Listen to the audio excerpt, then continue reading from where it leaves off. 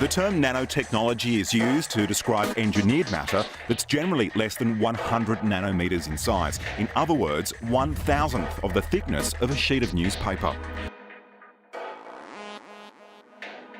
You can write with a pencil because graphite is a layered material, and as you write, you're leaving traces of these layers on your piece of paper.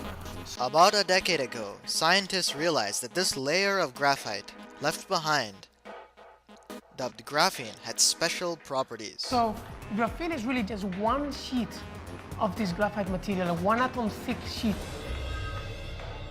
That makes graphene an ideal conductor. At only one atom thick, there's nothing to restrict free electrons, which flow across the surface of the material like water across flat ice.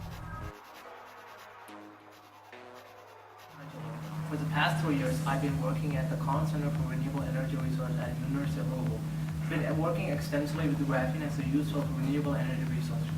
Graphene is a one-atom thick, six carbon arrangement that has a 3 sp2 hybridome that can connect together to create a local electron flow. So what makes it, how can you use it as a renewable energy resource? Well, another form of graphene exists. It's called graphene. It's a hydrogenized form of graphene which exists with the sp3 hybridomes. So you can convert between graphene and graphene, which is graphene is a high insulative property and graphene has high conductive property. So you can switch between them based on temperatures and pressures. So you can use graphene as a substrate to carry hydrogen fuel. So this you can use the property of graphene as a source for a future and renewable energy resource. If you reduce the surface area of a transistor too much and place it too close to its neighbor, electricity starts to leak, causing a short circuit. And scientists have also figured out how to make transistors out of graphene, giving it the ability to speak the language that electronics and computers understand. Researchers at Professors James Tour and Paul Cherakuri's lab at Rice University have been experimenting with graphene, creating new transistors and electronics in the process.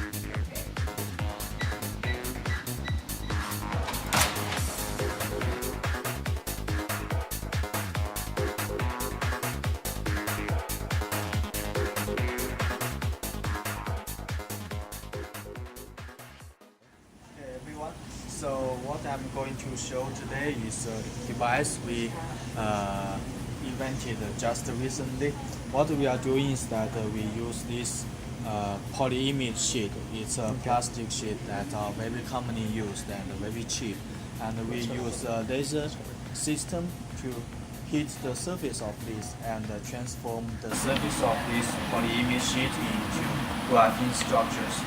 And the way why we are make it in this way is because this can be used as micro supercapacitors. So simply to say, this device can store energy much efficiently than the common batteries or capacitors we are using right now.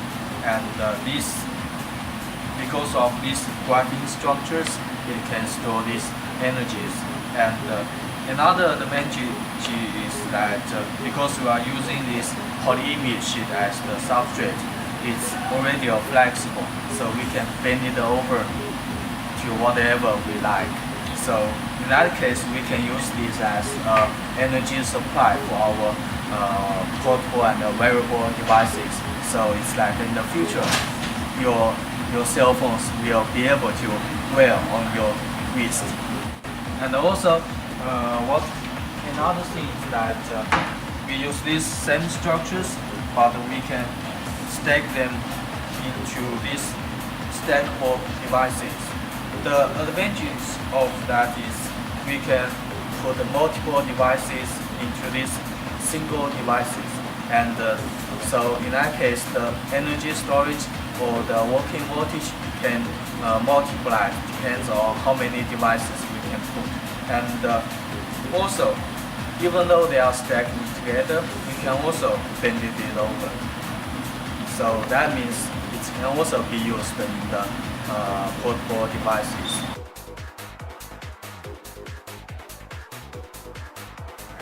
working on includes looking at gold nanoparticles and how those interact with the bloodstream.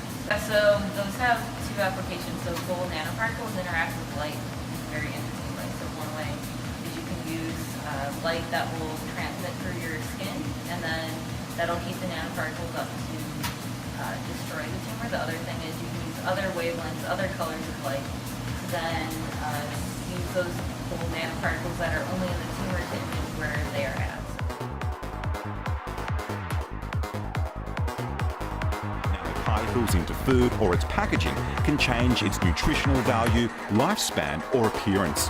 Titanium dioxide is the most commonly used nanoparticle in food as a whitener in powdered sugar, coconut and yogurt, also in sunscreens.